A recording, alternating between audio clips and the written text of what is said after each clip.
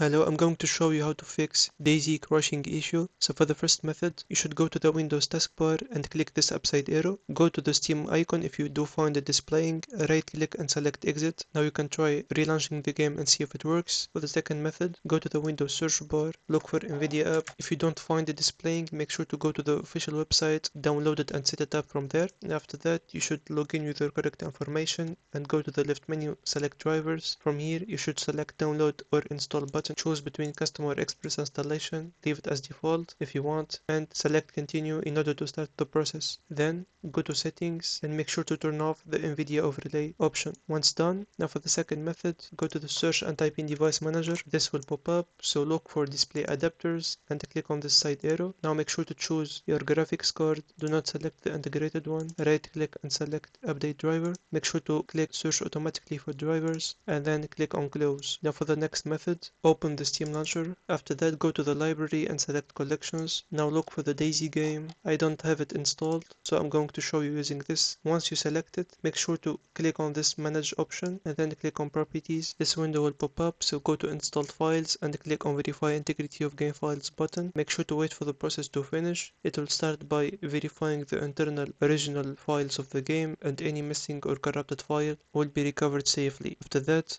go to the general option section and then in the launch options, make sure to type this command -dx11. Once done, close everything. For the last method, you can go to the Windows search bar and type in settings. When this pop up, go to the left menu and select Windows Update. After that, make sure to download and install the latest available updates you will find by clicking on this highlighted button. If you do have failed updates, make sure to select Retry All, and if you are stuck on a loop, scroll down and select Update History and check the first elements, and then go to Related Settings section, select Recovery. After that, click on Reinstall Now, and that's it. Now you can try relaunching the game and see if it works. If not, go to the Windows icon and make sure to restart your computer and then try again. If you do find it helpful, make sure to like and subscribe, and see you on the next one.